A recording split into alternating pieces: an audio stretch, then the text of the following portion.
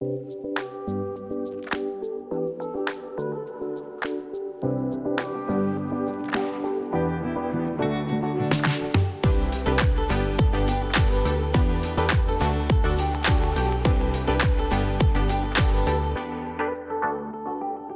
afternoon, and welcome to the Brand Storytelling live streams for Wednesday, April 8th, 2020.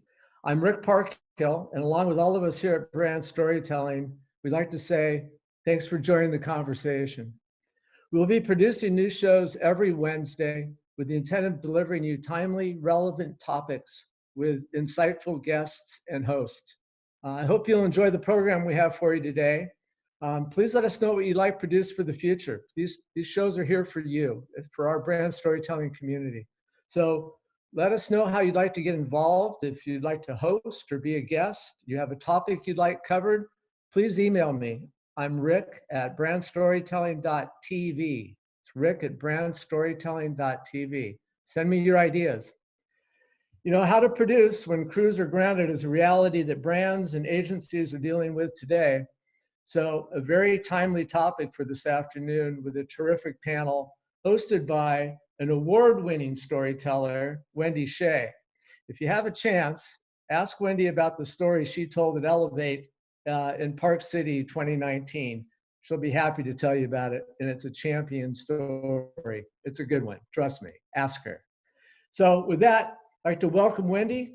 The screen's all yours. Look forward to the discussion. Thanks so much, Rick. And thanks to everybody for joining today. I think this is a great way to get the community together that isn't going to be able to see each other for a while. So over at Team Win, the side of the house that does production and post-production, we've had 4 of our shoots pushed so far to June at the earliest. And we've found that we've really had to rely on the muscle of our editorial teams to drive the creative. What felt like the first couple of weeks, people were cocooning and really figuring stuff out and not doing anything. Now people are reaching out to figure out how they can move forward and produce work without having traditional production.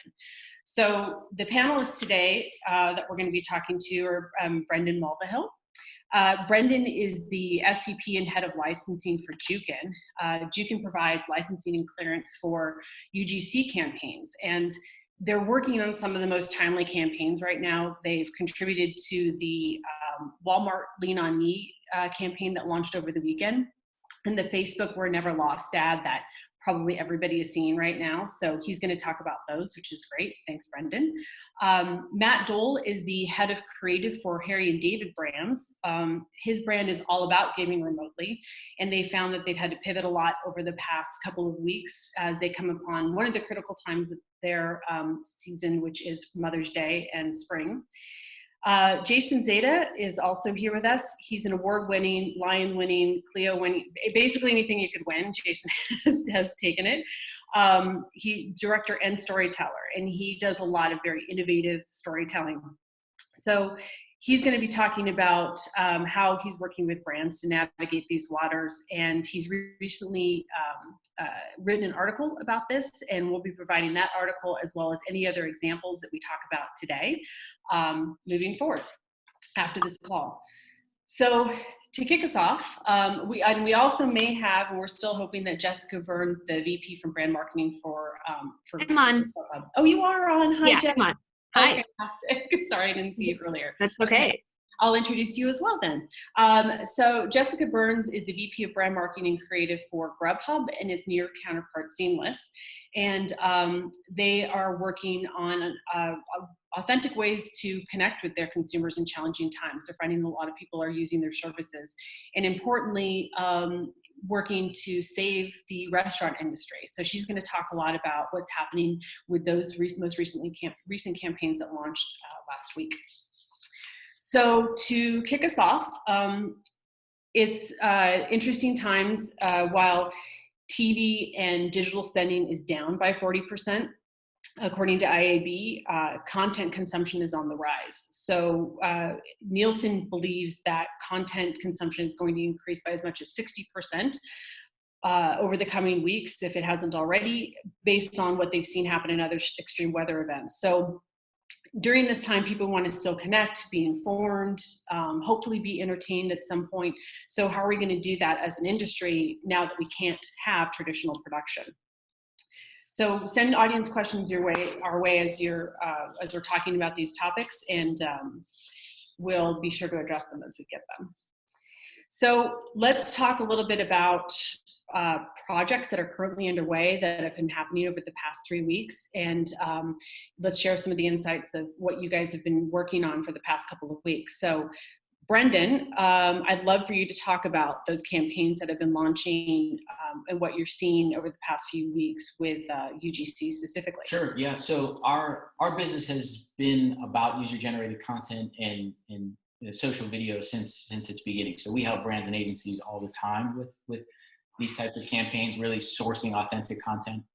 And over the past, let's call it 3 weeks, we have seen just a significant rise in the number of requests that we're getting to help during this period where production can't take place. So I think brands and agencies are taking a look and saying, okay, how do I create without having to go shoot something? And so you look at the various methods of content that's already in your, that you've shot already, stock content, and certainly user-generated content we feel is a big part of that because of the amount of content that exists in the world shot by everyday folks like you and I. So the stuff that we've been seeing recently, and you mentioned two in particular, the Walmart campaign that was done by FCB, and the Facebook campaign that was done by Droga5. Both amazing spots, and really shows what you can do with content that already exists in the world. So what we did in those instances is we helped as a resource, as a structure that they could lean on to help go source really great content that you and I have on our cell phones that we've posted to social media. And the sentiment right now, we've got lots and lots of projects in the pipeline, is really anthemic. Like, what is the response to the virus, this COVID-19 response, and showing solidarity, celebrating maybe folks that we've never celebrated before, like the folks who are working to box up your goods and the grocers and things like that. Certainly the people on the front lines and the medical workers as well. And trying to really dig in and tell stories around that content has been the focus right now. And so it's been incredible to see. And we're just really trying to help create that method in which you don't have to go shoot, because you don't have to right at this moment. So it's been pretty incredible to help all these different brands and agencies. Yeah, Matt, thank you, Brendon, because Matt, I know that you've been also working on repurposing content for your own campaigns that are coming up here in the spring. So can you talk a little bit about that? Sure. Yeah. I mean, we were surprised, just like everyone else, just by the rapid expanse of COVID, of the virus around the world and how it affected us. So we had campaigns in the can already, things that we had shot before Corona. And we have two important holidays during this time, Easter and Mother's Day. We're a gift-giving company, mainly food gifts that we grow, bake, make all here in Oregon. And so it's an important time that, those two seasons, but the commercials that we were going to put out had a lot of people touching, hugging, just things that when it first set, like there's sensitivity to seeing even hands without gloves and mouths and things that we never would have thought of. So we had to scrap it all and just make a decision like how do we move forward? Not everyone we imagined is going to want to continue to hear about Corona. They're still going to want to hear from us if they're interested in Easter or Mother's Day and have a little bit of a feeling of normalcy. How could we balance that and bring that content?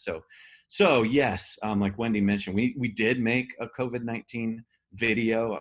That's just what we called it internally. It's horrible, but something that, talks about how our brand is reacting to it and trying to offer kind of a plan. And we did that, and the old CEO's letter that went out in every email that everybody does.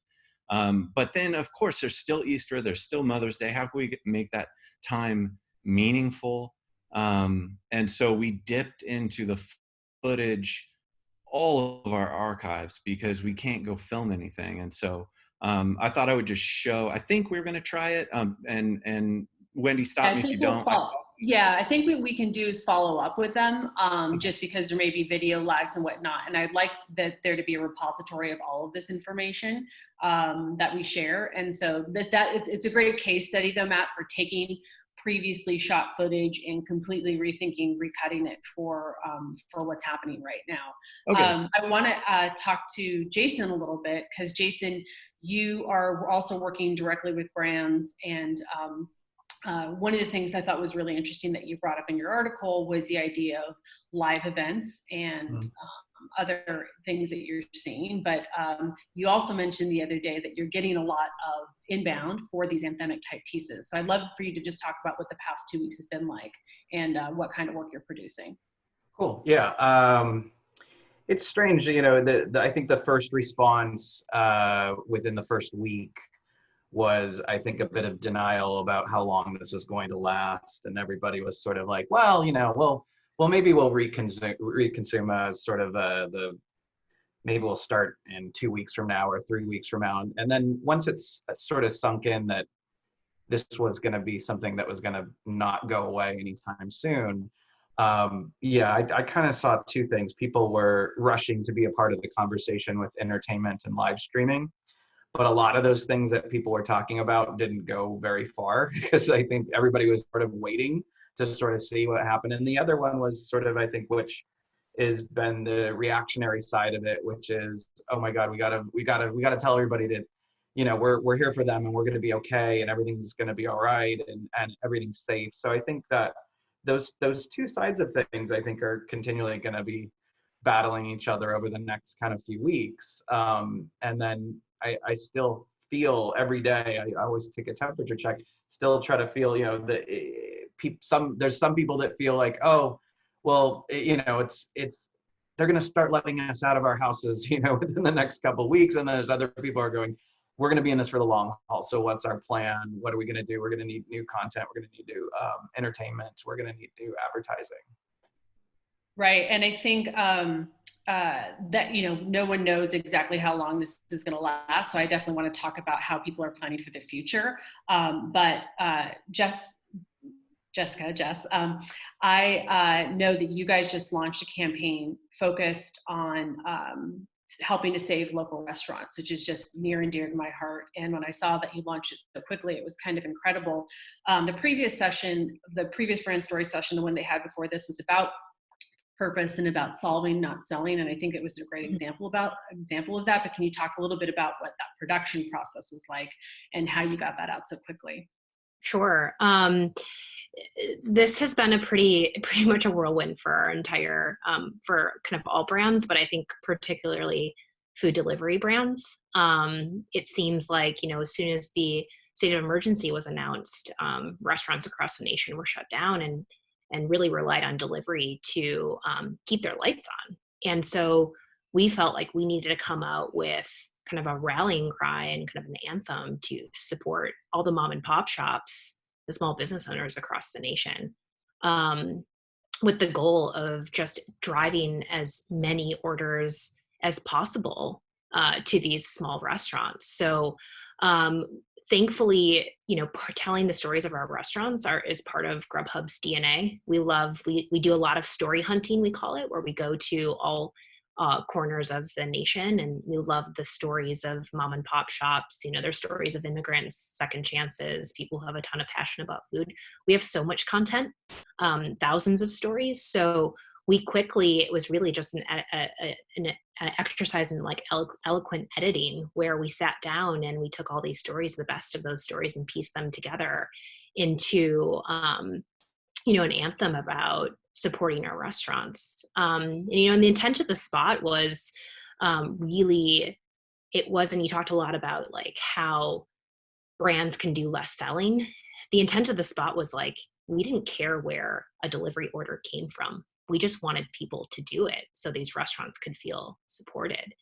And there was a question in the chat that I just wanted to address, I think, about like, how do we measure these things? I work for a very heavy data-driven company, and a lot of our testing like went out the window. We developed the spot really quickly, and we felt like it was the right thing. We talked to some restaurant owners, we talked to some drivers and diners before we put it out to make sure that we weren't coming off as tone deaf.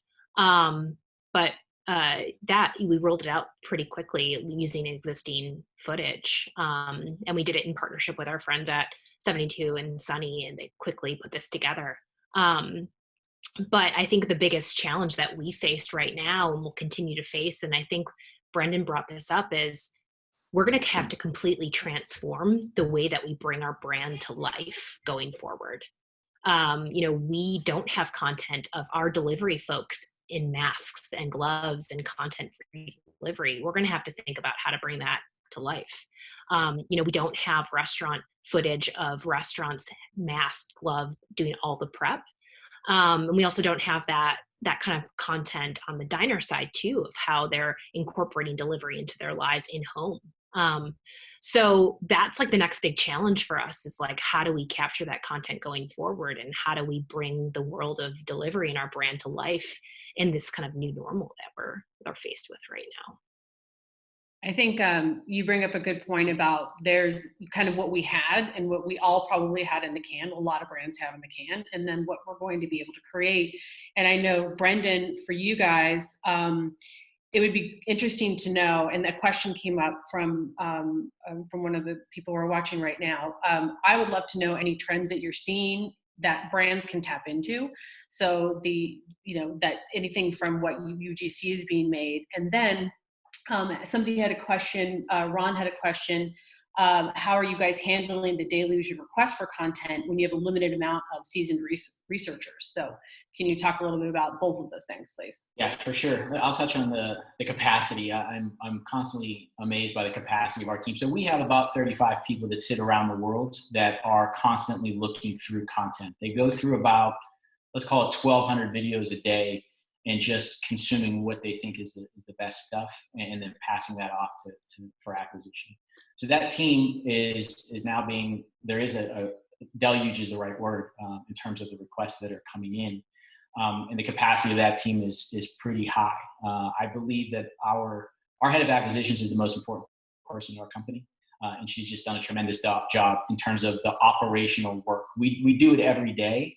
And so she has the systems built out to really go find that content, even content that comes outside of our library. So the content, we have this library, and then content that comes outside of it, she has operational expertise in doing that. That's just what we rely on. It's really systems. So I'll go to the question about what we're seeing in terms of trends. So the trends change every day. We track them, whether we acquire that content or not. I had them send me a few that I thought were great. The 7 p.m. cheering in New York is still a big thing, where they're celebrating the healthcare workers that come home at 7 p.m., which is tremendous to see. I don't think you can get enough of it, because it's just the reactions are fantastic. Some other funny ones we're seeing, actually, there's a significant number of cats that are jumping over progressively higher layers of toilet paper. I don't know if you guys have seen that one. So that's a fun one. There's one called the Don't Rush Challenge. I'm just looking at my notes to make sure I get them right. It's basically people dressed up casual, just like us right now, and then all of a sudden they're full makeup and full gear to go out. That's big on TikTok right now. And then we've seen this, we call it the kitchen cabinet drum solo, where Phil Collins, his song "In the Air Tonight" is played when the drum solo comes up.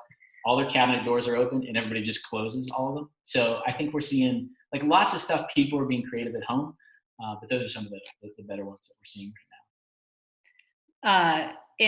I love that you brought up the people cheering in New York. I know, Jess, you're in New York, and in addition to the campaign that you currently have going on, can you talk a little bit about what you've got coming up in other avenues and other channels for net new content, namely live events? Yeah. Thankfully, we launched a live concert series called Soundbites for both brands with Seamless and GrubHub about a year ago. We started it in New York. We did another one in Houston, and then we have a couple coming up towards the end of the year. But the reason we kind of dabbled in the live streaming space is because we saw some success with brand integration through gamers and esports teams on Twitch, and we wanted to create our own branded experiences. It's this whole idea of like, we like delightfully called it like, it's not Netflix and chill, it's like GrubHub and gaming, or GrubHub and like live concert streaming. And that's kind of what we've been leveraging going forward. But if we would have known that like the live streaming experience and creating experiences were so relevant and important to people right now, we would have evolved this a little bit deeper. But yeah, the next phase for Soundbites is that we're going to be launching it with more artists and a couple more markets, and live streaming it to all of our diners. And we're going to continue to do that. I think the big trends that are going to be coming out of COVID are, in-home experiences. Like, how do you engage and entertain consumers at this time? Everyone is craving entertainment. I mean, as Brendon mentioned, like all of the TikTok challenges that are happening right now, it's insane. Everything from Netflix parties right now, people are watching more content than ever. We're watching more TV content than ever. So we just want to be able to, at this time, to add as much value back to our diners as possible. And beyond just a delivery, it's like, how do we really make the best opportunity for them during this time? So yeah, we're excited about the concert series. It will be live streamed across all of our channels. We work with a production company called First Tube that helps us set up all of the artists, and it's been very successful for us. So we're excited to see how our diners embrace it now that they are all in the comfort of their own homes. And just to, when somebody asked here, Brendon, do you have footage of people in masks and gloves that you may be able to help Jess out with? Yeah. So there's a lot of photos and videos of people in masks and gloves right now. We are sensitive to their time, and certainly they're busy folks, and we're doing our best to get that footage, and it's been a highly requested one. So yes, we're finding that footage as well. Jason, I'd like to turn it over to you and have you talk a little bit about what the next few months looks like in content. You're being briefed on new projects every day, and what are you seeing, and what are the kinds of things that you think are truly innovative and are going to be what more people need to do moving forward? So to Jessica's point, I mean, I think the idea of running just another tone deaf ad right now for a lot of brands is just not something that they could jump in on and do. And so it switches from advertising to entertaining, which is what I do and what I love. And I think that idea that we there's a bunch of different things happening. Like one of the interesting things is like normal everyday people are becoming, entertainers, or people like DJ D-Nice, who are like exclusive, DJs and only DJ'd for the top echelon of people, are now having worldwide, dance parties. And I think that when you start to look at all the levels of entertainment, I think, what I'm seeing is that a lot of brands are trying quickly to move into that space, which is, historically we would have done this ad campaign, but now we should be, everybody is craving entertainment more now than ever. I mean, I can't even imagine how many texts. I watch a lot of stuff, so I get a lot of texts from, not only my family members but friends of like, okay, I've ran out of everything that I've watched. What else is good? And I think that we're going to see a lot more people. On that note, what's going to happen in the next couple months? I mean, basically, even if tomorrow everybody announced that it's fine to move about, you're still not going to gather in large groups. There's still going to be the idea of what happens, like when we go back to, what will normal be when we go back. I still think there's going to be a huge shift in in a lot of things, like going to a sports stadium that has 60,000 people is probably going to be like, at least for someone like me who's a bit of a germaphobe, like Right. freaking you out, because, you know, like I just think that just generally behavior is going to change. So with it, as we are home a lot more, as we're sitting in front of our computers and our TVs and things like that, I think that big shift for entertainment is going to happen. And I think a lot of brands are sort of waiting at the moment. It seems like they want to do something, but they're sort of also, you know, I like I keep saying, it's this feeling of, I don't know when this is going to be over. We don't know what it's going to look like. There is a bit of that, but I think over the next 2 months, you know, there's not going to be a rush to go back to completely normal society. So we're going to have to figure out, you know, what's next. Right. And I think you brought it up the other day that right now, and seemingly for the past few weeks, people have been doing a lot of endemic advertising.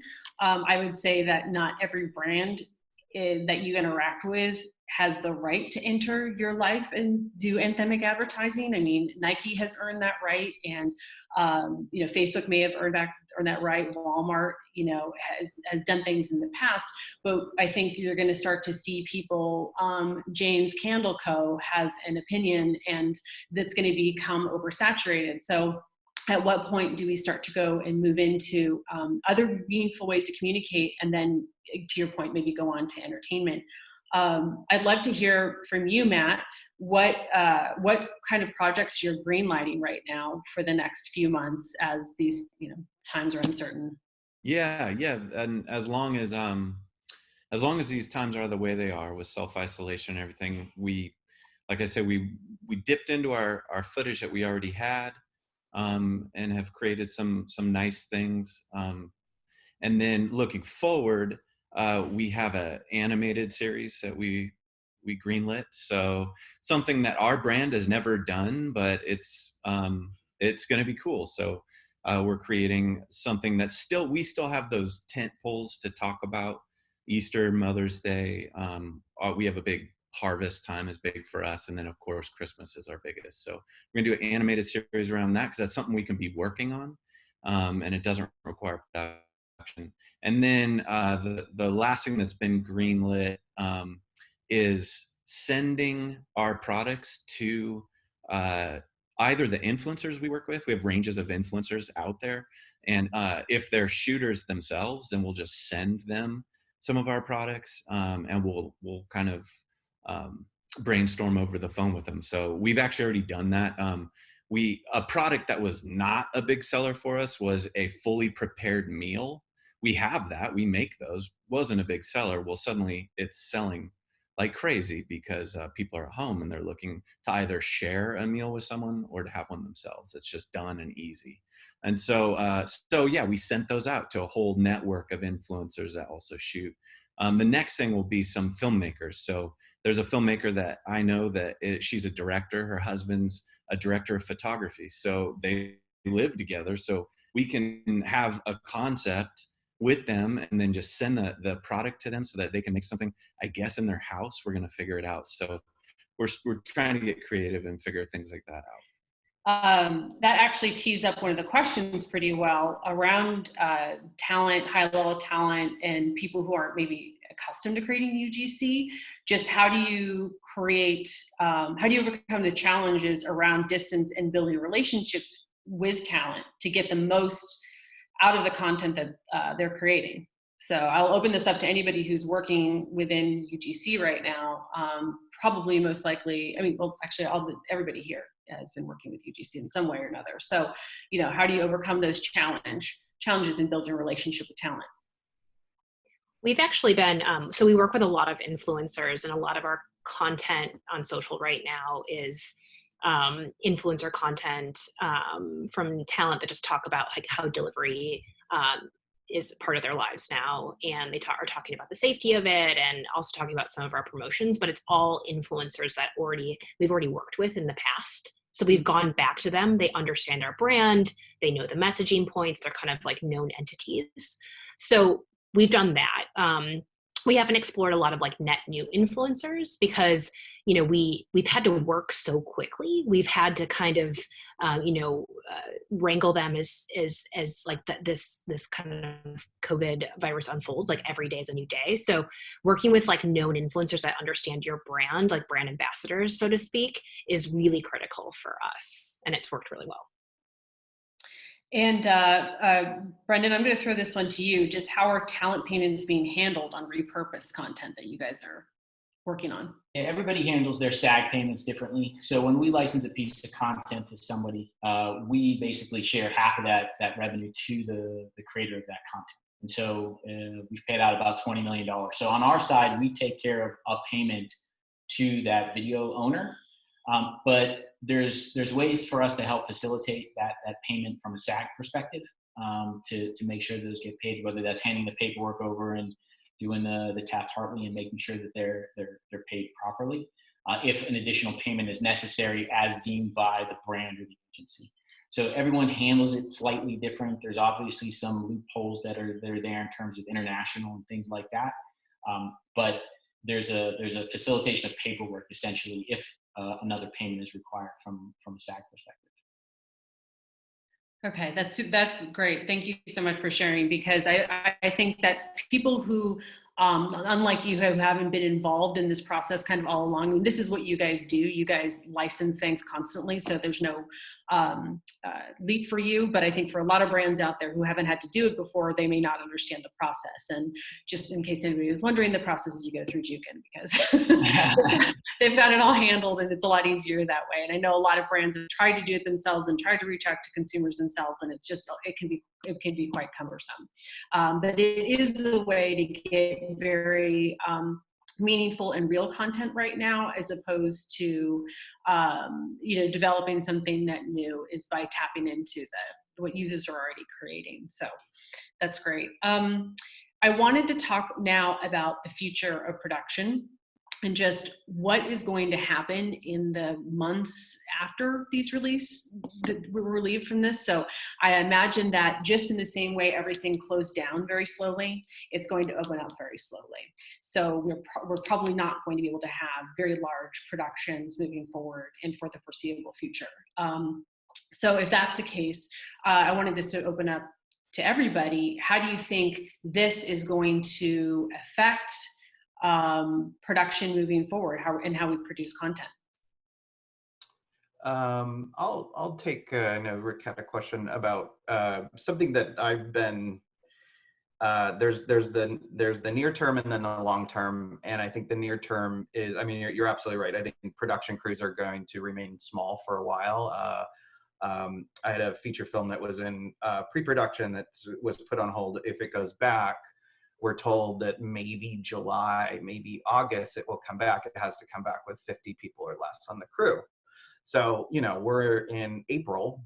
So what do we do between now and then? And I think something that I've been kind of doing my entire career, which is like, living outside of the system, away from the LA, Hollywood, and up in a bunch of redwood trees up here in Northern California, I've naturally had to adapt the way that I've worked over years, just to 10 years ago, Skyping in with an editor and watching their screen as they edit and commenting and working in real time. So I think the idea of doing real production, but it being smaller, is definitely something that is attainable right now. Just how we're all on the Zoom call, you could have a virtual video village where one of these is a live feed of somebody's camera. And it doesn't have to just be an influencer. I think that's the natural place to go for a lot of people right now, because they're already so used to producing their own content. But there is this other side. I work with a really great casting agent in LA, and we were talking about, well, we could do virtual casting, and we could find people that way. We could find the person that, I think it was brought up earlier, the person that has the cinematographer boyfriend, girlfriend, in their house, things like that. I think that there's a lot of ways to be super creative in how to approach production. So I think we're going to see a lot of that UGC style content over the next kind of couple months, but it's I think, you know, at least what I'm striving to do is that, as well as professionally produced content. And it doesn't just have to be done in a silo where I trust somebody with their video camera to come back with something great. I could be, you know, an agency could be a part of it. The brand could be a part of it. Production will continue. It just, I think in the couple people I've talked to, you know, the comment usually comes up, it sounds like a huge pain in the ass. And it is. It's more difficult than showing up and having your craft service table, somebody hand you food all day and this and that. You know, you're going to have kids screaming and dogs barking in the background as you're trying to work and watch things. But that's just the, you know, production won't stop, basically. Right. And we talked a little bit about that the other day, that for one of our clients, they said it feels like glossy production feels a little bit inappropriate right now. And that maybe glossy production will continue to feel inappropriate as we all get used to the real look of lower cost production, right? When you don't have the big lights and the big sets, and we all get used to that. So I'd like to know how Jess, Matt, Brendon, how you guys feel that this is going to affect the future of production. I'm worried that my CFO thinks this is like the new normal. He's like, you can produce a TV spot under $1 million, and then we're just going to carry that forward. No, I'm totally joking. But you know, I do think we probably are going to reevaluate where we put our investment. And right, to be totally transparent, like the TV spot that we produced with existing footage, and we did it in a week, has been our highest performing spot in GrubHub history. So it's working. And so part of me is, as a tech company, you know, we have a bit of analysis paralysis where we look at the data and we optimize and we optimize and optimize. This was just us trusting our guts and going out with a message that we felt like was so true to who we were as a brand. So I think we're probably going to lead more with our brand purpose and maybe less with quant and data going forward when it comes to kind of bigger brand campaigns. We'll still measure it. There's still specific KPIs that we have to hit. But we might trust our gut a little bit more when it comes to bigger initiatives going forward. Yeah, and I think you know, we got a question about kind of how you're selling that in, Jess, and I think that's how you're selling it in is it's going to be a different version of test and learn than any of us have had to do before, because there's nothing to base it off of. Right. So Matt, how do you feel like this is going to affect you and affect production moving forward? Yeah, I mean, I echo what Jess said about the like, hey, you did that in a week. Like, so is that how it's always going to be? I think the silver lining to this is how it's scrambled up, like the way that we always communicated, always planned, always measured, and then kind of reevaluated. For example, we stripped promotional messaging off of our website. It just didn't feel, you know, this is not my decision. This just came down like, let's strip it from the heavy promotion and try to be a little more, I don't know, honest and just personal at this time. And it's been fine. It's either been more sales or the same, but not worse in any way. And it's got the C-level people's minds spinning. And you're trying to parse out the difference between, well, why is it because of the state of affairs we're in right now versus were we doing everything wrong before? So I think it's this really neat opportunity to reevaluate this like overused word of authenticity that every brand says we just want to be authentic. Well, now's the time to like find that for yourself. Because if you're just going to put out like an anthem, but you're not going to figure out how to like join this battle and make the world a better place in this time, then it's empty. I think customers can see through it. So I'm looking forward to how that comes out on the other side for all of us. Sorry, I was on mute there for a second. I appreciate that because in addition to rethinking what's going to be created and how it's going to be created, one of the things that we're seeing is that just the rise of micro production. So we're planning everything that we shoot pretty much once this is lifted to be 10 or fewer people, which means that, to Jason's point, you don't get the catering.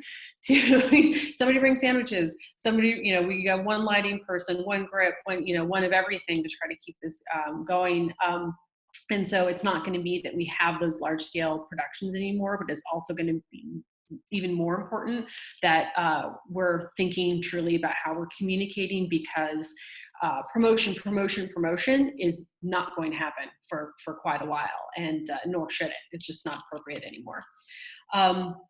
I wanted to open it up to you, Brendon, just what you think the future looks like kind of as we relieve some of the restrictions here, and how you think it's going to affect production moving forward. Yeah, I think there's going to be two epiphanies. I think one is going to be around cost, and Jessica touched on it, that we can actually get really great stuff done at a lower cost. So I was at GoPro before, I was at Jukin. We could send out 2 guys with 5 cameras and they can come back with something truly, truly amazing. At Jukin, obviously, we were pulling really great content from regular people. We can send out a couple of guys with 2 cell phones and you get something that's really great. So I think there's going to be an epiphany around that. I also think there's going to be an epiphany around what resonates with people.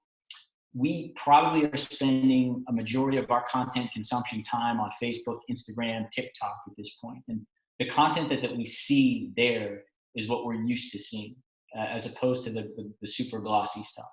And so I think, as Jessica also talked about, the best performing pieces will likely become those pieces that aren't as glossy and feel super authentic, still are in line with the brand message and the brand ethos, but are made for those platforms and feel more real. And so I think coming out of this, we'll probably get a better understanding. People will start to look at it in a different way. I don't think at some point things go back to normal, and I can't wait for that to happen. But I don't think glossy goes away. I just think this type of production gets considered more and more. We have a question from Nelson Cabrera. So this is for anybody on the panel, but it goes along with this. So if we're doing more micro productions and it's 10 or fewer people, or and somebody has COVID-19, has anybody thought about insurance? Has anybody thought about what happens and how we're going to insure our productions to make sure that everybody is that we're covered? And I can say, I'll just answer from our perspective.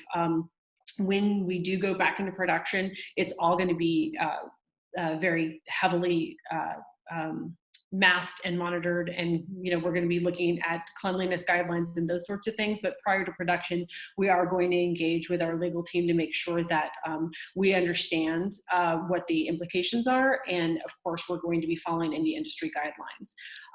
But for the rest of the team, has anybody else thought about insurance and production moving forward?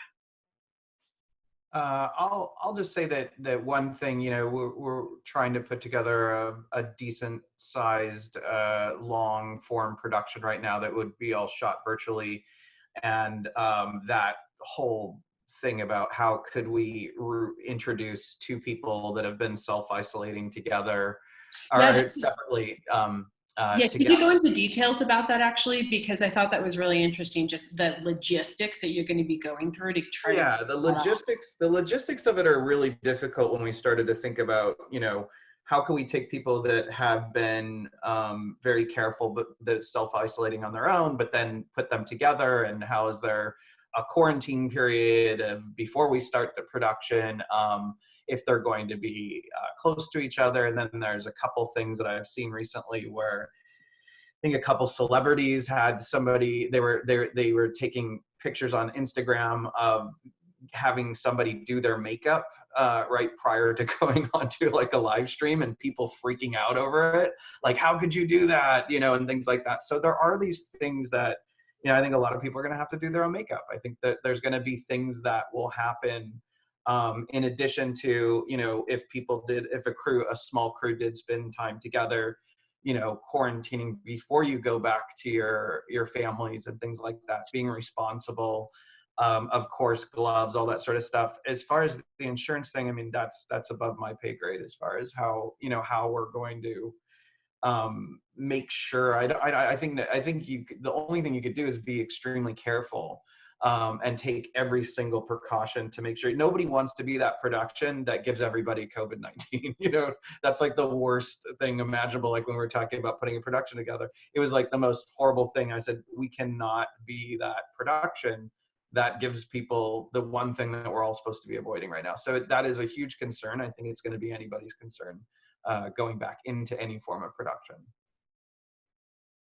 Yeah, I think it's interesting that you guys are trying to come up with those plans. You talked about, again, quarantining before and after. I think from what reading I've been doing, people could ultimately see themselves released into the community if they have had it, or if they have tested positive for having had it.